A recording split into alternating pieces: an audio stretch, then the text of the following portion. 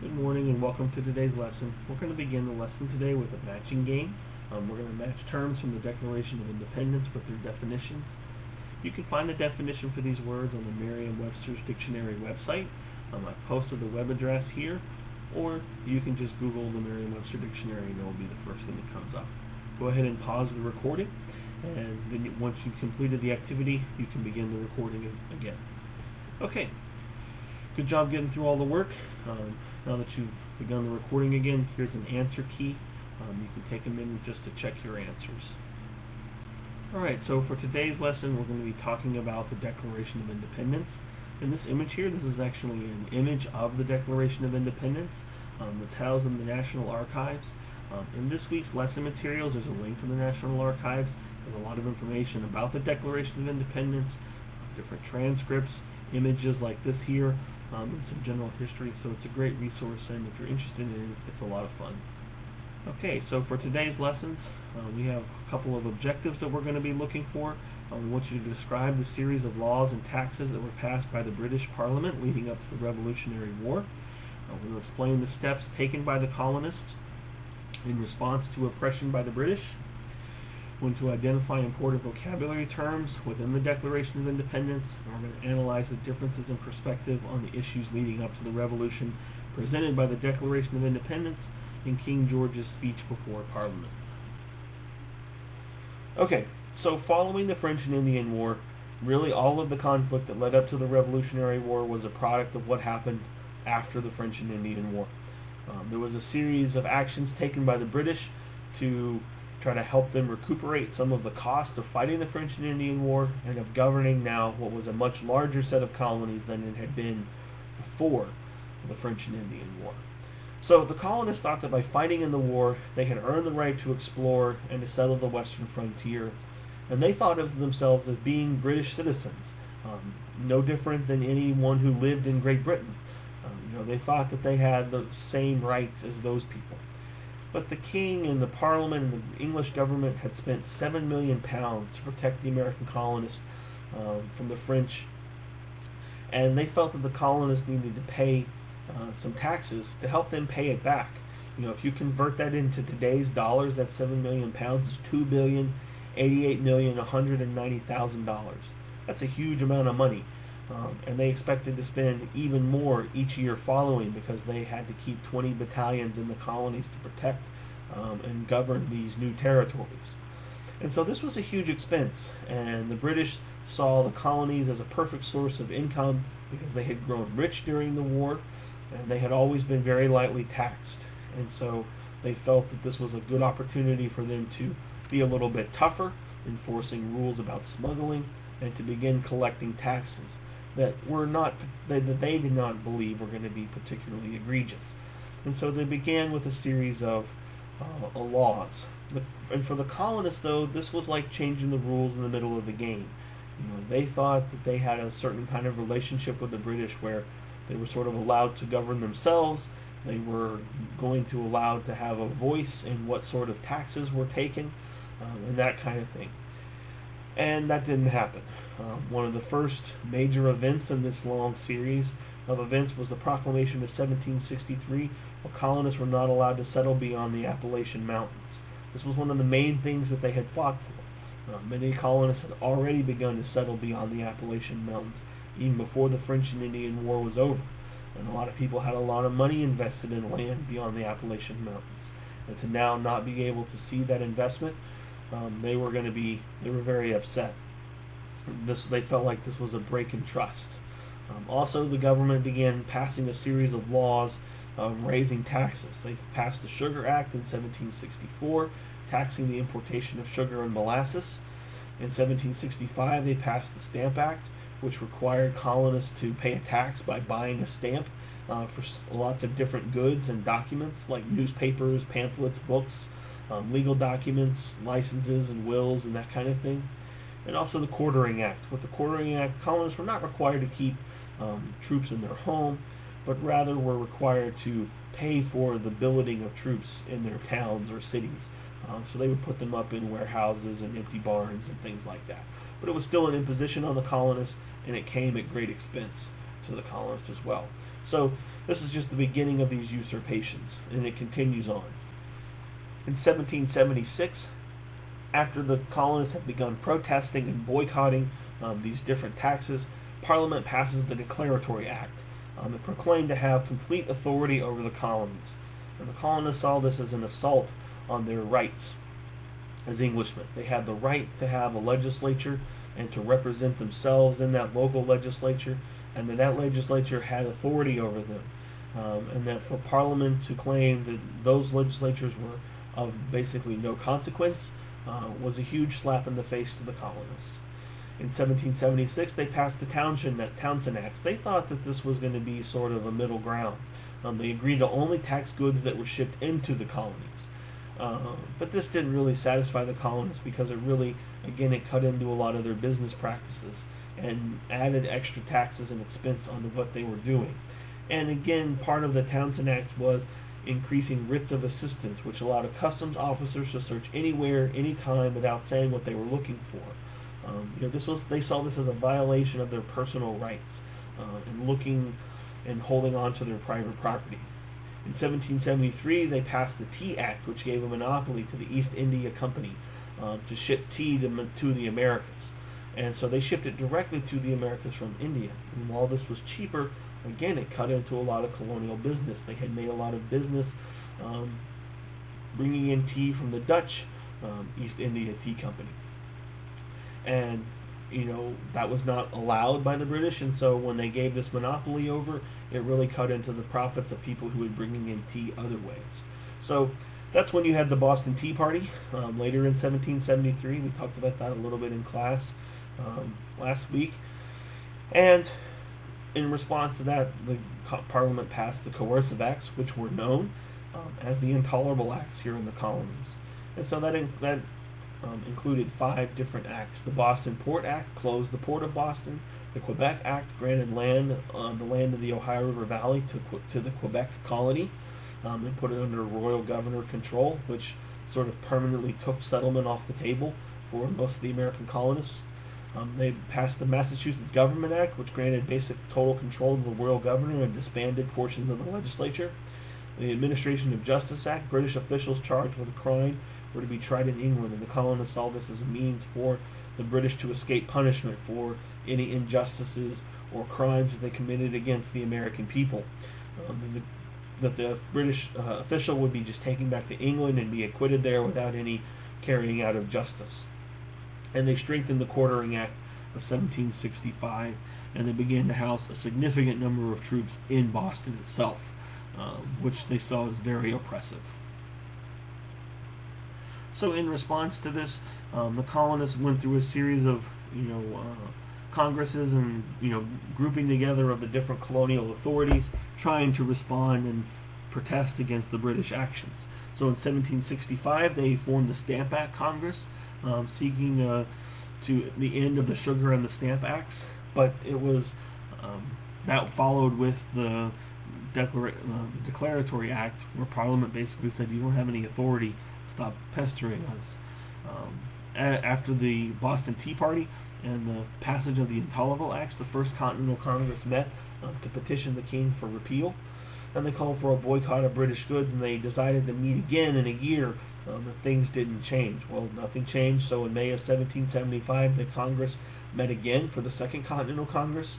Again, they met in Philadelphia, and this was shortly following after the battles of Lexington and Concord as well. Congress was divided between those who wanted independence and those who wanted reconciliation.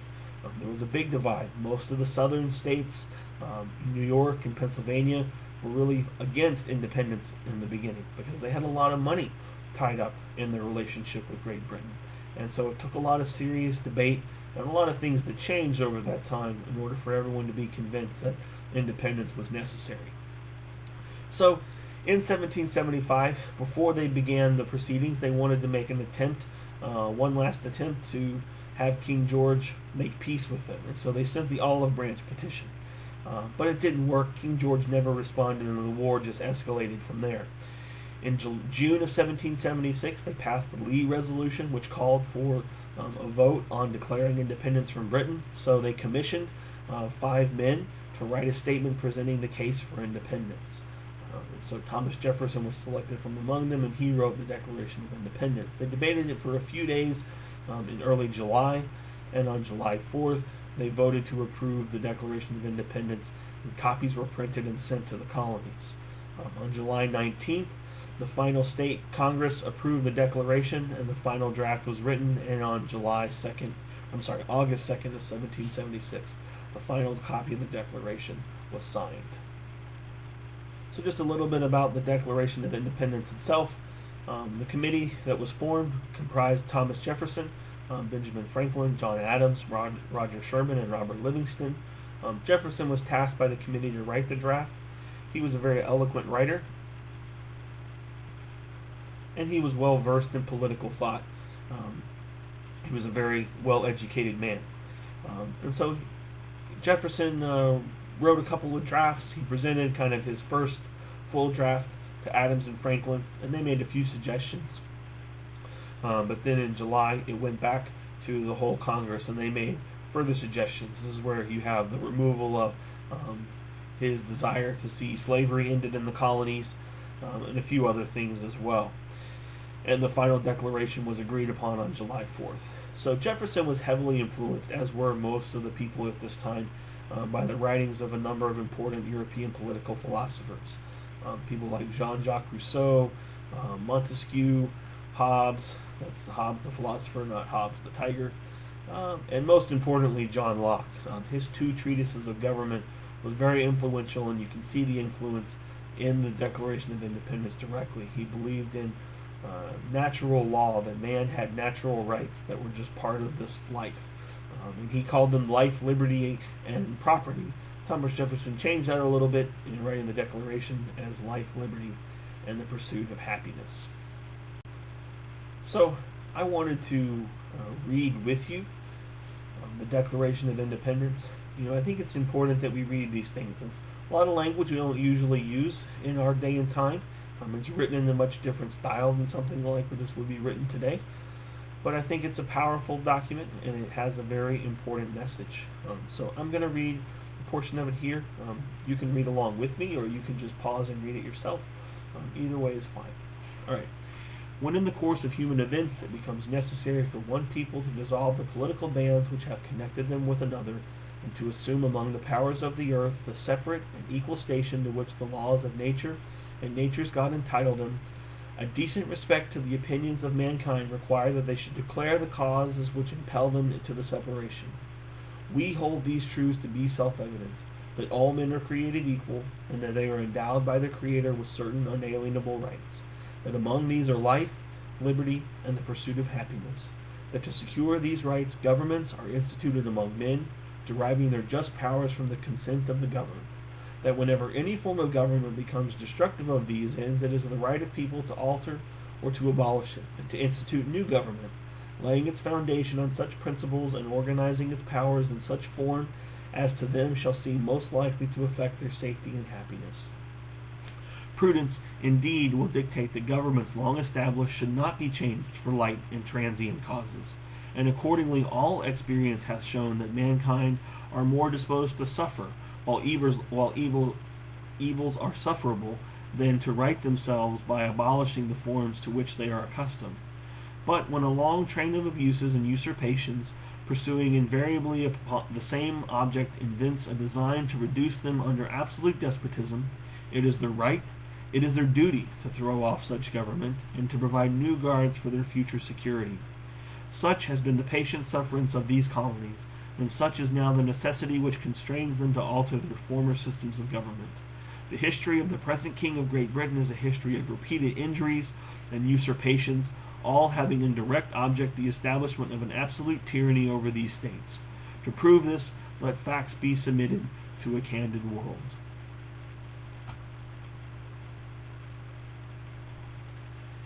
In the intervening passage, he lists the grievances, which if you want to go to the National Archives website, you can read all of them, and we include some of them for our activity for the day. So let's continue on. In every stage of these oppressions we have petitioned for redress in the most humble terms. Our repeated petitions have been answered only by repeated injury. A prince whose character is thus marked by every act which may define a tyrant, it is is unfit to be the ruler of a free people. Nor have we been wanting in our attentions to our British brethren. We have warned them from time to time of attempts by their legislature to extend an unwarrantable jurisdiction over us. We have reminded them of the circumstances of our immigration and settlement here. We have appealed to their native justice and magnanimity, and we have conjured them by ties of our common kindred to disavow these usurpations, which would inevitably interrupt our connections and correspondence. They too have been deaf to the voice of justice and consanguinity. We must therefore acquiesce in the necessity which denounces our separation, and hold them as we hold the rest of mankind, enemies in war, in peace friends. We, therefore, the representatives of the United States of America, in General Congress assembled, appealing to the Supreme Judge of the world for the rectitude of our intentions, do, in the name and by authority of the good people of these colonies, solemnly publish and declare that these United Colonies are, and of right ought to be free and independent states, that they are absolved from all allegiance to the British Crown, and that all political connection between them and the state of Great Britain is and ought to be totally dissolved, and that as free and independent states they have full power to levy war, conclude peace, contract alliances, establish commerce, and to do all other acts and things which independent states may of right do. And for the support of this declaration, with a firm reliance on the protection of divine providence, we mutually pledge to each other our lives, our fortune, and our sacred honor. For the remainder of time that you would use in class today, I have an activity for you to do. I would like for you to first read here the King's speech to both houses of Parliament in October of 1776. So after receiving the Declaration of Independence, this was what the King presented to both houses of Parliament. So as you can see here, he has a very distinct view on what the colonists were like and what they were how he thinks they should have reacted to what was done by the British people. So take some time and read this. I'm also going to have you read a portion of the Declaration that includes some of the grievances, and then you'll have questions doing some comparison and contrast of these two documents. So you can pause the recording here, take a few minutes to read this passage. Alright, this is the passage from the Declaration. It includes the opening passage and includes some of the grievances that the colonists listed. So again, we read this first part together, but you can take a moment to reread it and to look carefully at the grievances. You will see here listed the things that we've talked about. Taxing without representation, quartering of troops, depriving of the benefits of trial by jury, things of that sort of nature from the things that we talked about. So again, you can pause the recording here, take a few minutes to reread this, and then you'll move on to answering the questions. Okay, for the questions for this activity, we have 4 questions here. The first, identify 2 points in the Declaration that support the colonists' decision to seek independence from Britain. Identify 2 points in the King's speech that support the British position that they were treating the colonies fairly. Identify 2 disagreements between the statements from the King and the Declaration of Independence. And were the authors of these statements biased? If they were, what biases did they have? So remember we talked about bias a few weeks ago. So bias being, what was their perspective? How did they interpret things based upon how they saw things that were happening based upon their experience? Okay, so for both the King and for, you could say, Thomas Jefferson and or the colonists in general, how was their statements biased? Okay, so take the remainder of class time to complete this activity, and that will be the end of your work for the day. Okay, now that you've completed the activity, I hope you have a great day, and I will see you this coming week. Bye, everybody.